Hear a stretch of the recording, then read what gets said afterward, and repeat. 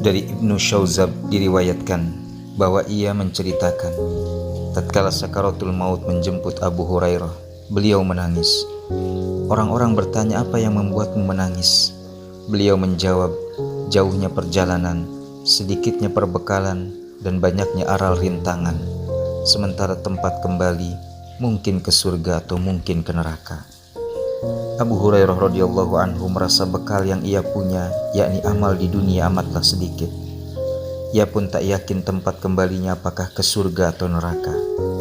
Bila dibandingkan dengan kita yang kualitas dan kuantitas amalnya tentu tidak ada apa-apanya dibandingkan dengan beliau, terkadang merasa sangat yakin amal diterima. Merasa tenang-tenang saja dengan amal yang belum pasti bernilai atau tidaknya di sisi Allah Subhanahu wa Ta'ala. Jangan tertipu dengan amalan kita. Merasa sudah sholat 5 waktu, sholat rawatib, sholat tahajud, sholat duha, atau sholat sunnah lainnya, tapi tak khusyuk dan tak berusaha khusyuk, kita jalankan sholat kita. Rasulullah SAW bersabda, sesungguhnya orang mencuri yang paling buruk adalah orang yang mencuri sholatnya. Sahabat bertanya, bagaimana ia mencuri sholatnya?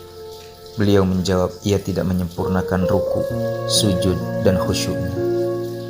Kita merasa sudah saum Ramadan, Senin Kamis, Ayyamul Bid, tapi kita masih bermaksiat di dalamnya. Betapa banyak dari manusia yang mudah terjerumus kepada dosa lisan, pun begitu saat melaksanakan ibadah saum. Dari Abu Hurairah, Nabi Muhammad SAW bersabda, barang siapa yang tidak meninggalkan perkataan dan perbuatan dusta sewaktu ibadah saum, Allah tidak menerima puasanya meskipun dia telah meninggalkan makan dan minumnya. Kita merasa sudah banyak melantunkan ayat-ayat Al-Quran, tapi tak kita tadaburi maknanya. Sekedar membaca Al-Quran tanpa memahami dan mentadaburi dapat dilakukan oleh orang munafik maupun orang mukmin. Nabi Muhammad SAW bersabda, perumpamaan orang munafik yang membaca Al-Quran adalah seperti buah roihana. Baunya sedap tetapi rasanya pahit. Maka takutlah amal kita tak diterima olehnya, karena tak terpenuhinya ikhlas dan ittiba.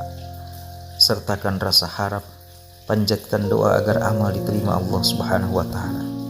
Semoga kita dapat senantiasa meningkatkan kualitas amal sehingga menyebabkan diterimanya amal kita di sisi Allah Subhanahu wa Ta'ala.